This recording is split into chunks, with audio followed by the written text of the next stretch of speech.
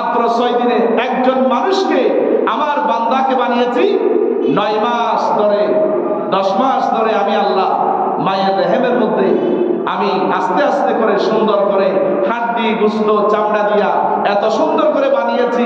আল্লাহ পাক বলেন তুমি কি নিজের দিকে একটু দেখো না? আল্লাহ পাক বলেন ওয়াফি আনফুসিকুম আফালা তুবসিরুন। আল্লাহ পাক বলেন বান্দা তোমার বডির দিকে একটু তাকাও, তোমার বডির ভিতরে আমার নিদর্শন আছে। আমি একবার যদি তোমার দেহ নিয়ে চিন্তা করো, আমি আল্লাহর নিদর্শন তুমি পাবে। সুতরাং আমি আল্লাহ তোমাকে সুন্দরতম আকৃতি দিয়ে বানিয়েছি। সুবহানাল্লাহ। আল্লাহ পাক আমাদেরকে বানালেন, বানানোর পরে আল্লাহ পাক হযরতে আদম আলাইহিস সালাতু ওয়াস সালামকে সৃষ্টি করার পূর্বে আল্লাহ বললেন আমি ইন্নী জাইলুন ফিল আরদি খলিফা, আমি জমিনের মধ্যে খলিফা প্রতিনিধি পাঠাবো। খলিফা মানে কি? প্রতিনিধি, প্রতিনিধিত্ব করা, লিডারশিপ, লিডার, অ্যাডভাইজার। আমি নেতা বানাবো। ফেরেশতারা বলল আয় আল্লাহ আমরাই তো তোমাদের নাহানু নুসাব্বিহু বিহামদিহি ওয়া নুকাদ্দিসু লাক। ফেরেশতা বলতেছে আল্লাহ এখানে আবার খলিফার দরকার কি? আমরা আপনার গুণগান করি, তাসবিহ করি, প্রশংসা করি। আরে তোমরা তো প্রশংসা করবা, আমি কি জন্য আমার বান্দাদেরকে বানাচ্ছি? ইন্নী আ'লামু মা লা তা'লামুন। আল্লাহ বললেন আমি জানি তোমরা জানো না। বলেন না সুবহানাল্লাহ। এই ফেরেশতারা বলল আমরা জিকির আজকার করি, তাসবিহ করি, আপনার গুণগান করি, প্রশংসা করি। নাহানু নুসাব্বিহু বিহামদিহি ওয়া নুকাদ্দিসু লাক। এই ফেরেশতারা জান্নাতেই থাকবে, জাহান্নামে থাকবে, কিন্তু নিয়ামত খাবে না। কারণ ফেরেশতাদের দায়িত্ব হলো তারা ডিউটি প্রাপ্ত, তারা কর্মচারী। ফেরেশতারা জাহান্নামেও থাকবে, জান্নাতেও থাকবে, কিন্তু তাদের জন্য আল্লাহ পাক জান্নাত বানান নাই। বলেন সুবহানাল্লাহ, সুবহানাল্লাহ। আল্লাহ বললেন আমি খলিফা বানাবো। আল্লাহ পাক হযরত আদম আলাইহিস সালাতু ওয়াস সালাম কে বানানোর পরে আল্লাহ পাক বললেন আমি সমস্ত ফেরেশতাদেরকে বললেন ও ফেরেশতারা তোমরা সবাই আমার খলিফা আমার পয়গম্বর আদমকে সিজদা দাও। আল্লাহ পাক সম্মান দিলেন। দেখেন মাটির তৈরি আদমকে আল্লাহ পাক সৃষ্টি করলেন, সৃষ্টি করে আল্লাহ পাক সম্মান দিলেন। ফেরেশতারা নূরের তৈরি ফেরেশতারা সিজদা করলেন। অনেকে বাড়াবাড়ি করে নুন না মাটি হাবিজাবি কথা বলে। হ্যাঁ, একদিকে মাটিও দামি আর একদিকে নূরও দামি। যেমন আমি আপনাদেরকে একটা মিসাল দিই, যেমন সূর্যের আলো, সূর্যের আলোটা নূর না? হ্যাঁ এটা নূর। এখন মাটি, আপনার কাছে পানি নাই, এখন আপনি নামাজ পড়বেন, তায়াম্মুম করবেন, তাহলে আপনি যদি সূর্যের মাধ্যমে আলোর মধ্যে বসে থাকেন তাহলে আপনি আপনার ওযু আপনি পাক হবে না, ওযু পরিপূর্ণতা হবে না, আপনার তাহারাত আপনি আদায় করতে পারবেন না। ঠিক তেমনি নূরের চেয়ে মাটির দাম বেশি। এই জন্য আল্লাহ পাক একদিকে মাটি একদিকে নূর। সুতরাং এইগুলো নিয়ে তর্ক করা এগুলো হচ্ছে জাহালতের পরিচয়। এইগুলা কবরের মধ্যে সোয়াল হবে না। সুতরাং এই আদম আলাইহিস সালাতু ওয়াস সালামকে আল্লাহ পাক খলিফা বানিয়ে পাঠালেন। পাঠানোর পরে আল্লাহ পাক বললেন আমি এই হযরত আদম আলাইহিস সালাতু ওয়াস সালামের মাধ্যমে আল্লাহ পাক বললেন আমি জমিনের মধ্যে প্রতিনিধি পাঠাবো। আল্লাহ পাক বলেন শারা'a লাকুম মিনাদ দীনি মা ওয়াসা বিহি নূহা। আল্লাহ পাক বললেন আমি কেন প্রতিনিধি পাঠাবো? আমি প্রতিনিধি পাঠাবো এই জন্য কারণ প্রতিনিধির দায়িত্ব হলো দিন কায়েমের চেষ্টা করবে। কারণ আল্লাহর জমিনে আল্লাহর দ্বীনকে কায়েম করার জন্য আমি প্রত্যেক জাতিকে আমি নেতা বানিয়েছি। সুবহানাল্লাহ। দিন কায়েম করা আল্লাহ পাক সূরা আপনার এই যে আল্লাহ রাব্বুল আলামিন সূরা শুরা 13 নম্বর আয়াতে আল্লাহ পাক বলেন আমি ইসলামকে রাষ্ট্র ক্ষমতায় নিয়ে যাওয়ার জন্য আমি নবীদেরকে মনোনীত করেছি। বলেন সুবহানাল্লাহ, সুবহানাল্লাহ। নবীদেরকে দায়িত্ব দিয়েছেন দিন কায়েম করার জন্য। যেমন দেখেন নামাজ, নামাজ 5 ওয়াক্ত নামাজ। অনেক নবীদের নামাজ ছিল 1 ওয়াক্ত, 2 ওয়াক্ত, 3 ওয়াক্ত।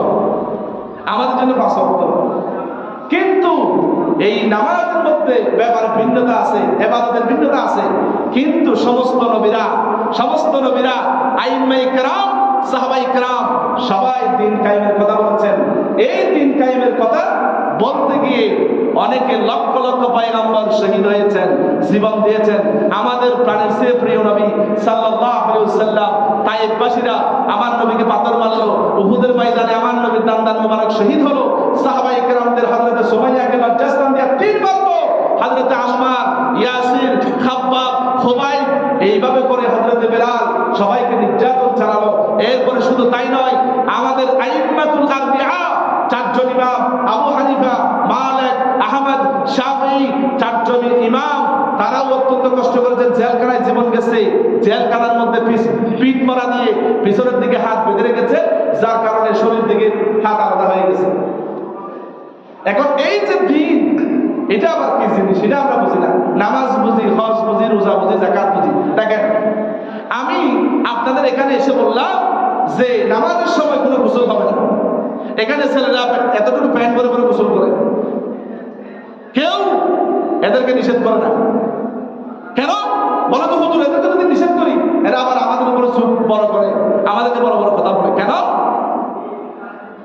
অনেকে নামাজ পড়ে না, সব করে, কিন্তু নামাজ পড়ে না। আমার মেয়ে স্কুলে যেতে পারে না, আমার ছেলেকে এখানে বসে বসে প্রেজেন্ট করে। দিন যদি কায়েম হয়ে যায়, আপনার মেয়ে স্কুলে যাবে, আপনার মেয়ে তার শ্বশুর বাড়িতে যাবে, বাপের বাড়িতে যাবে। পৃথিবীর কোনো পেটা ক্ষমতা নাই মেয়ের দিকে চোখ তুলে কথা বলা। এটার নাম হলো ইকামতের দিন। বলেন সুবহানাল্লাহ। ইকামতের দিন যখন কায়েম হয়ে যাবে, বেনামাজি আর পাওয়া যাবে না।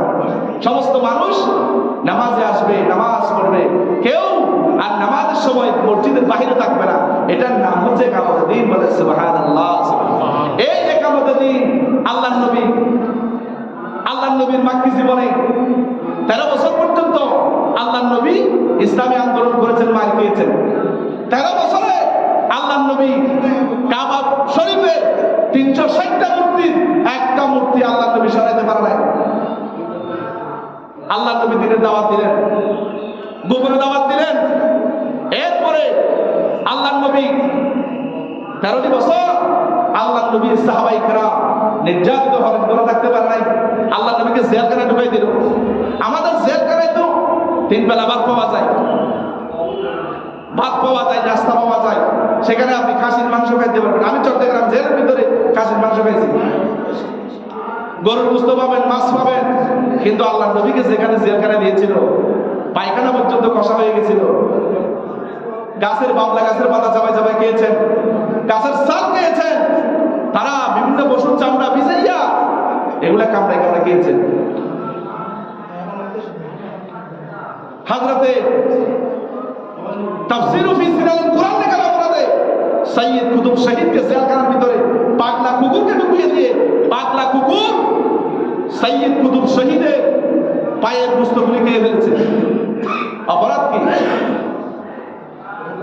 আল্লাহ পাক বলেন অপরাধ হলো একটাই, এরা দিন কায়েমের কথা বলেছে, দিনকে সমাজে রাষ্ট্রে কায়েম করার জন্য চেষ্টা করেছে। ওয়ামা নাকামু মিনহুম ইল্লা আইয়ুমিনু বিল্লাহিল আজিজিল হামিদ। আল্লাহ পাক বলেন এই জাতির খলিফা যারা, নবীদের আম্বিয়া কেরামদের অপরাধ কি? এদের অপরাধ হলো এরা দিন কায়েমের কথা বলে, দিন কায়েমের কথা বলে। দিন যদি কায়েম হয়ে যায়, আপনার সম্পদ, আপনার ইজ্জত আর পৃথিবীর কেউ লুণ্ঠন করতে পারবে না। সুবহানাল্লাহ। সমস্ত মানুষ আজকে, মানুষেরা পেঁয়াজ খেতে পারে না, আজকে মানুষেরা গরুর গোশত খেতে পারে না। যেদিন ইসলাম কায়েম হয়ে যাবে, দিন কায়েম হয়ে যাবে, সেদিন মানুষের খাবারের, পরনের, নিত্য প্রয়োজনীয় কোনো দ্রব্যের অভাব হবে না। মানুষের নিরাপত্তা মানুষে দিবে। সুবহানাল্লাহ। এটার নাম হচ্ছে দিন কায়েম করা। যেমন দেখেন, আমি আপনাদেরকে বলি শুনেন, আপনি দুনিয়ার মধ্যে আল্লাহ পাক বলেন সূরা তাওবার 111 নম্বর আয়াতে আল্লাহ বলেছেন, আমি মুমিনদের জান এবং মালকে আমি কিনে নিয়েছি। এবার শুনুন, আমার কথা নয়। আল্লাহ বললেন আমি মুমিনদের জান এবং মালকে বিয়ান্না লাহুমুল